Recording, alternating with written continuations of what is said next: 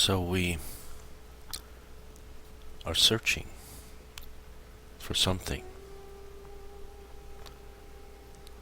Enlightenment. The truth. We're searching for peace.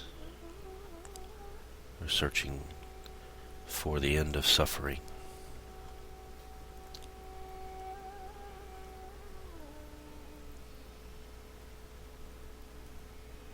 And this means that we want things to be different. We want things to be better. We want the future to be better than it is now.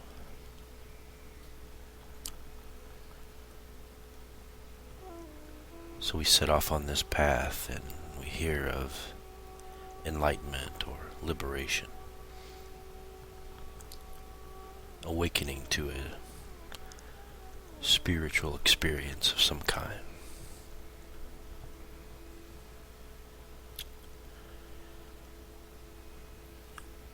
So we go off on this path and we try to find information on how do we find this? How do we do this? What needs to happen? What needs to be understood?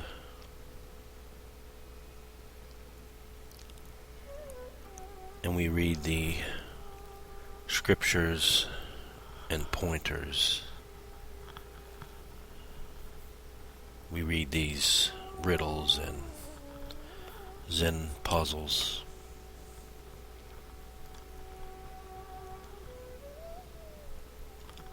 And we're trying to understand what they're about, understand what they're saying. We're trying to understand what it means. And without fail, we're trying to fit it in to our present experience. Or we're trying to force our experience to be different. This is always what we're doing. And we go on and on with this. And maybe we have the spiritual experience and then it passes. And then we're back to frustration again. We're struggling with paradox. We're really trying to fit it in to our existing beliefs. We're trying to make it fit into our existing beliefs. And this is always going to lead to frustration.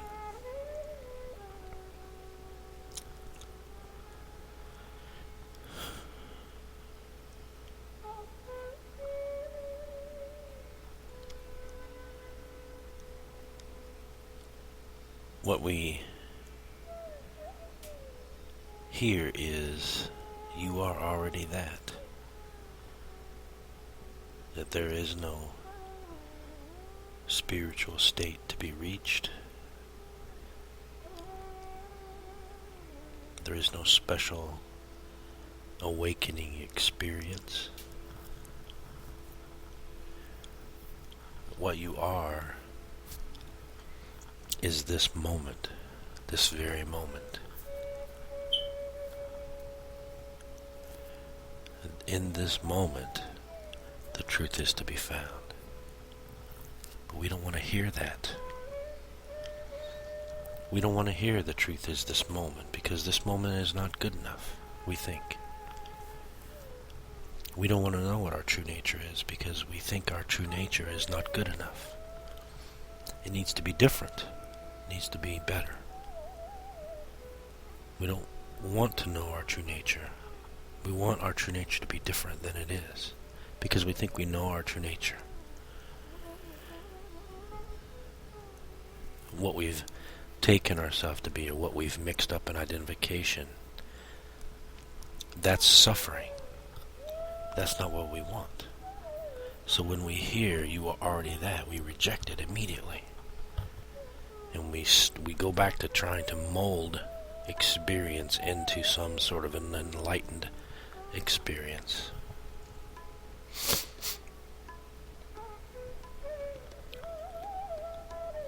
We don't want to know what our true nature is.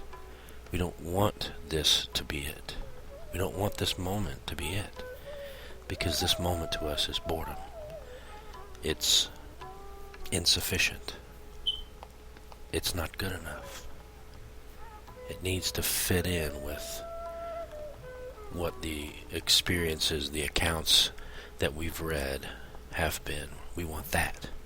That's what I want. That's really what I want. I want that. And this isn't it.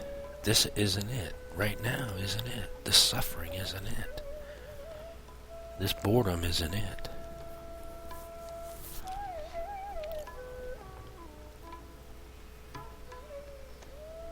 That's where we miss the point. That's exactly where we fall off the track every time.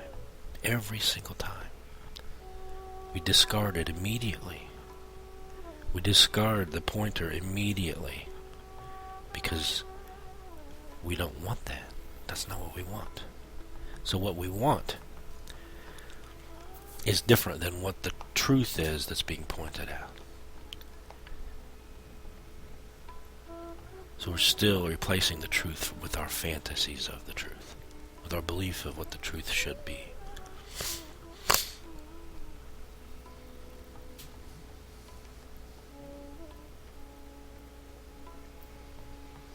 The truth is only ever this. Reality can only ever be this moment. Whatever this is, that's it. This is reality right here and right now. Wishing for some different reality or better reality is just more fantasy. This is it.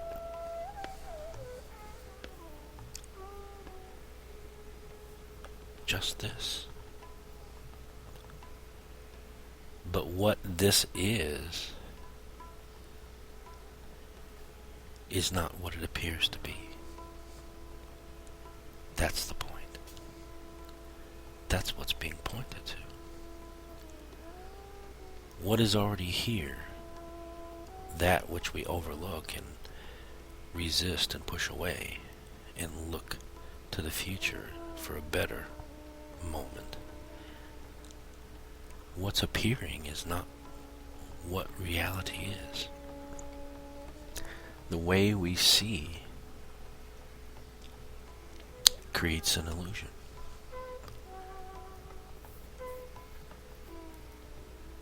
So the message is not seek and go down a path and meditate and do all these things and then you will become enlightened. That's not the message. At least that's not the accurate message. The message is that this is it. Whatever this is it. Reality is right here, right now. Only not what we've taken it to be. Only not what it appears to be.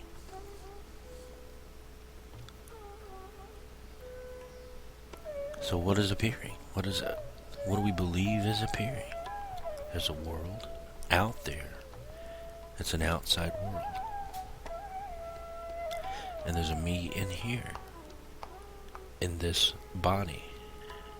And I am in the body. I'm a person. I'm separate. I'm a separate being. I'm a separate life. I'm an individual life. I was born. And I will eventually die. That's the belief. And wrapped up in that is all the suffering. Just because we don't like it the way it is. Because we don't like what we see. Because everything that we have ever seen or ever known is impermanent. We can't hold on to anything. No matter how much we love it, we can't hold on to it ever. The next moment it may be gone. And out of all the control we believe we have, we can't control life and death. So the thing we love the most in the world can be gone in an instant, and that scares the daylights out of us.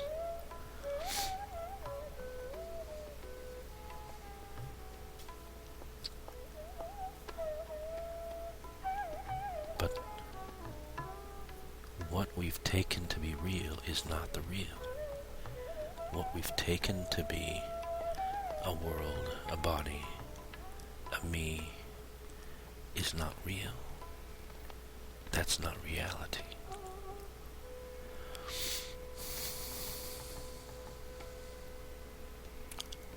Everything that we see through the senses. We see through the mechanism of the senses.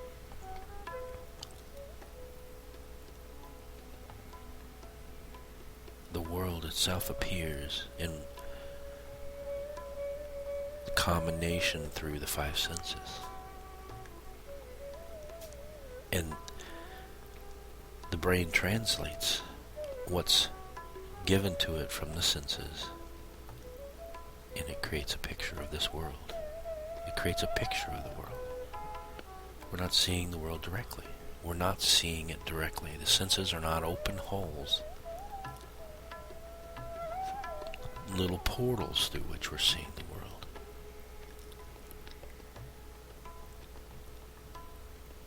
The senses are like cameras. They take a picture and then they send the picture to the brain, and then the brain strips out, translates, represents, and it creates a moving picture in the brain. If we move our hand in front of our face, we see a hand. But that's not really a hand. It's not really out there, because it's just a representation. We're not seeing what's really there. The brain is disconnected.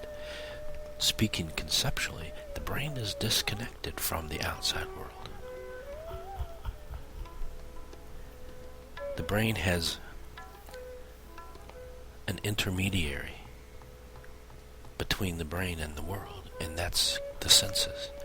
And the senses feed the brain information on what's out there, and then the brain makes a picture of it, and that's all we're seeing.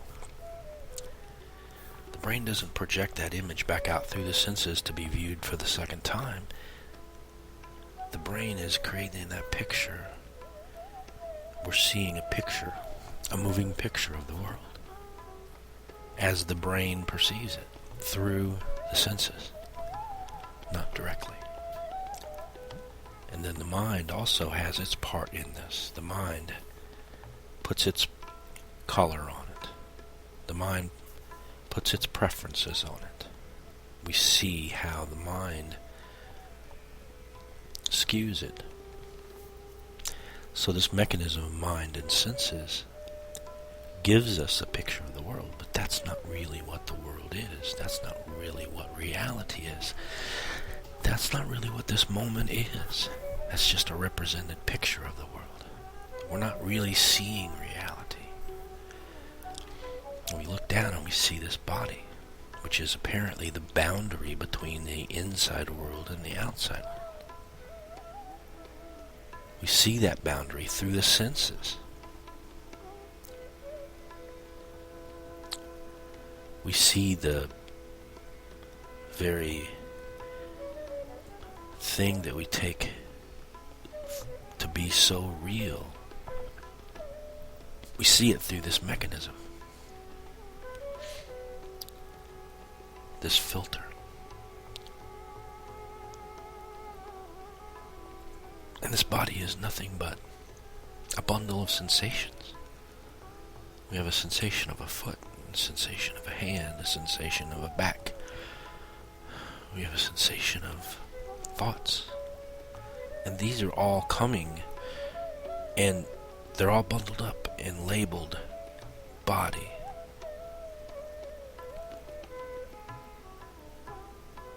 Every bit of it has come to us through this filter and created in this process of conceptualization. The body does not exist. There's no such thing as a body. The body is a creation of this process of thinking. The body is a concept. It's just a concept. It has no real, separate, and absolute existence. There is no such thing as a body. There is no such thing as a world. That's just a concept.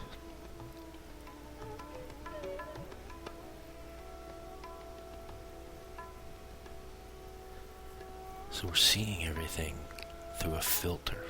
We're not seeing reality directly.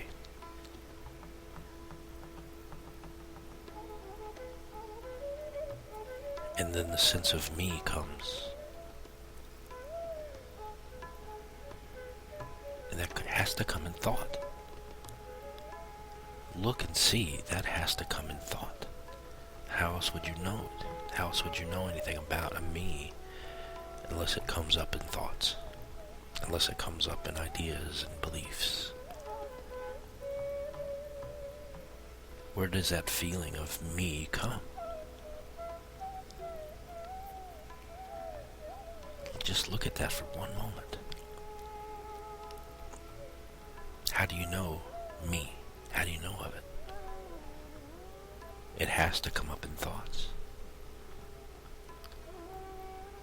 So the thoughts come up and speak of a me. And that's an assumption that something is there. And that something is separate. It can only ever be just an assumption. That's all it can ever be. So if we look directly for this me, what do we find?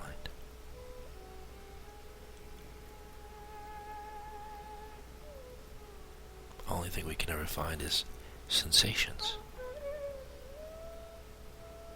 If we just stop right now and look and feel, what do we find? We find more sensations, more perceptions. There's a voice, there's the breath, there's the feeling we've called an arm, the feeling we've called a leg, the feeling we've called thoughts. These are coming up. And that's it. That's all we know. Now where can the me be? Thoughts have to come up now to assert the me-ness of all of this. The I amness of all of this. Thoughts have to come up and assert separate beingness out of these sensations and perceptions. The thoughts have to come in and create ownership.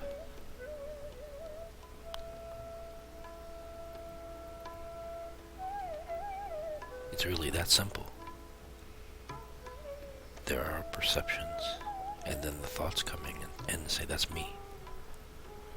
That's a body. That's me. That's my body. Those are my thoughts. I'm doing this. I don't like what I'm doing. I must not be a good person, blah, blah, blah. We go on and on into the abstraction, into the inferences that are constantly being drawn in the mind. And as those inferences go on and on and on, then suffering is in there. Because along the way, it's not good enough. Something's not good enough. Right now is not good enough. And that's really the essence of suffering. Because right now, if it's not good enough, then we have to struggle to make it better. That's the essence of suffering. That right now is not good enough and I can't do anything about it. The belief that right now is not good enough is the core, the root of suffering.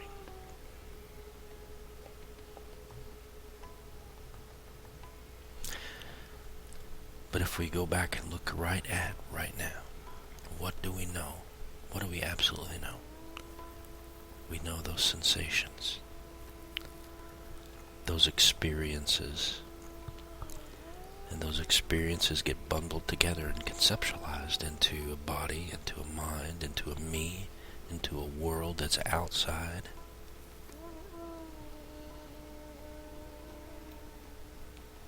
Now this is why now is not what it seems, because we don't stop and look and recognize the fact that the only thing we know is experiences that are bundled up and conceptualized. And every concept is a story. Every thought that can come up is a story. Every single one of them.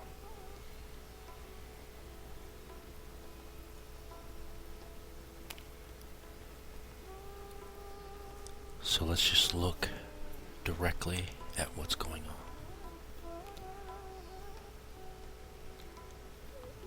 We just see the experience. That's it. Experiencing is going on. That's it. We can't say anything about it because the moment that we do, we're telling a story. The moment that we do, we're using concepts. The moment that we do, we're into duality.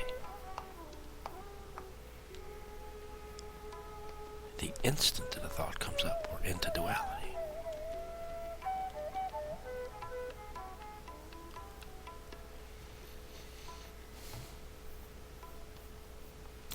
So this right now, this present experience, that's it. That's all we know. Whatever the content of the experience it is doesn't make any difference because we can't ever talk about it anyway. We can't ever describe it. It's always a story. It's always relative. We can't really talk about it. But we know experiencing is happening. The experience and the experiencing are not two.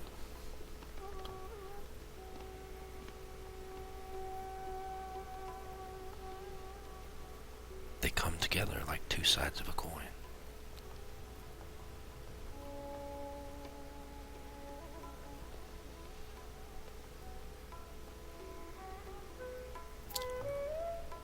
And in direct experiencing, before the first thought comes, there is no assumption of a person there. There is no appearance of a person. There is no separation. There is no separation to life.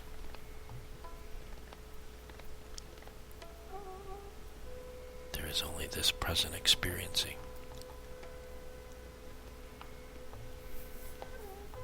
And experiencing makes no distinction between an experiencer and an object which is experienced. That comes later in mind, in thought, in story, in concept. Pure experiencing is not broken up. It's not broken up yet. It's not broken up in the mind. It's not broken up because then mind comes and that's another experience. Thoughts come and that's just more experience. It's very simple. It's very, very simple.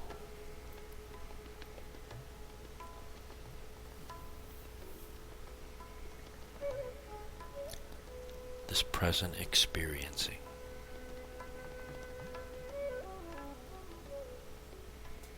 whatever's happening.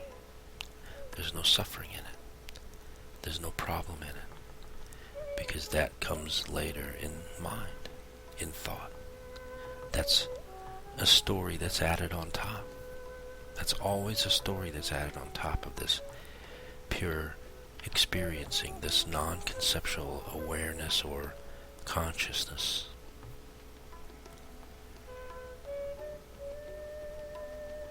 The very me, the very identification comes later in mind, on top, as another experience.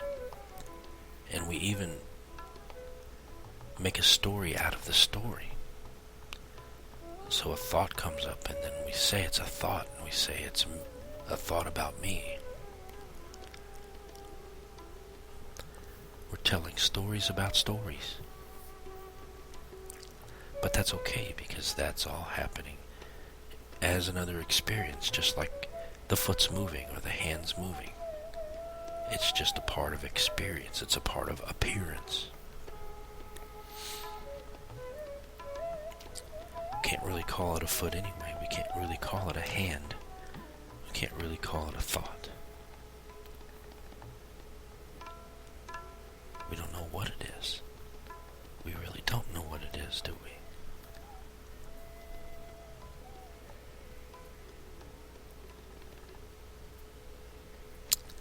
So just this present experiencing is always going on. Always the ground of everything.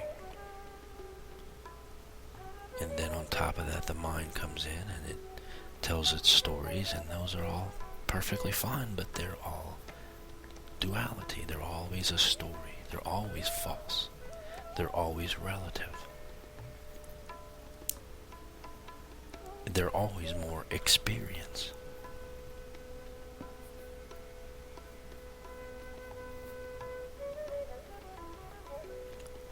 So this whole world and a me that's living in a body separate from a world and suffering and seeking a way out is all a mind story going on. And the pure experiencing, the pure basis or ground of everything that's going on is always there, always functioning, always without suffering.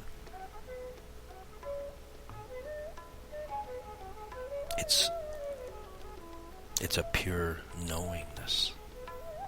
It's a pure unidentified consciousness or awareness.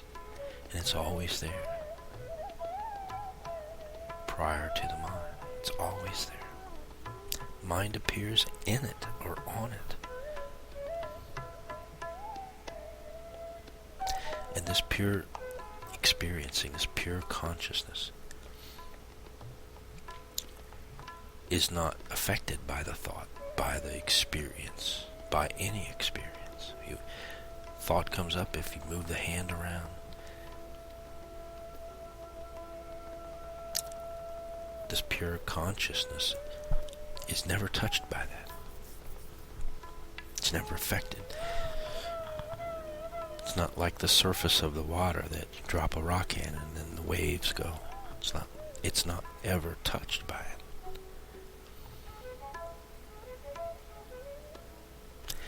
It's like the sky. The sky is seemingly containing the clouds and containing airplanes and birds. You take a rock and you throw it at the sky is never touched, yet the sky contains the very rock.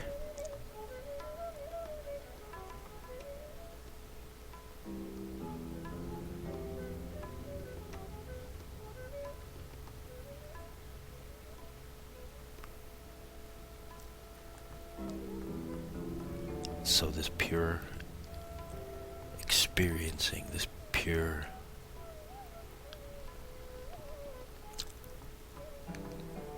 naked awareness is what you are.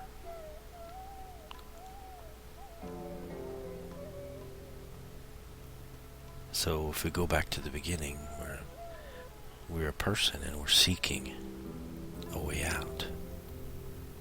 we see that that has always been just a mind story. The me, the need to seek, the need to find something, is all just happening as a story playing in the mind.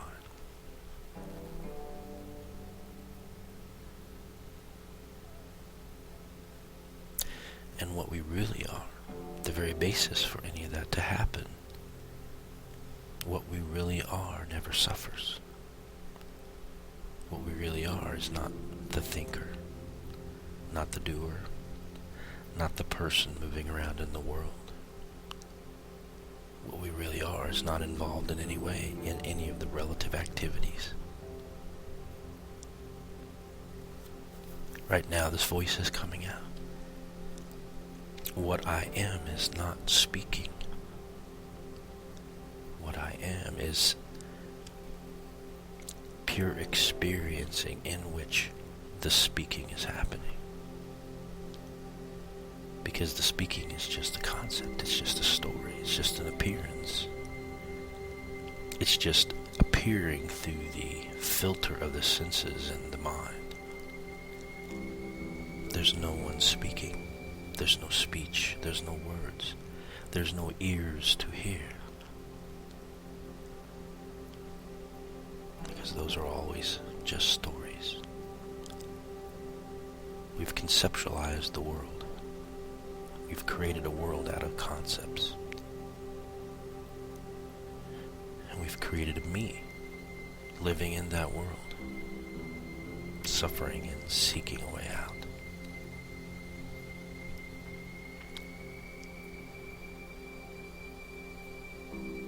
Maybe we stop for a moment and realize that we were never in need of a way out. We believe we're in this prison, we're in bondage, and we seek freedom. And maybe we realize that we were always free. What we are was always free. Always boundless, always unbound.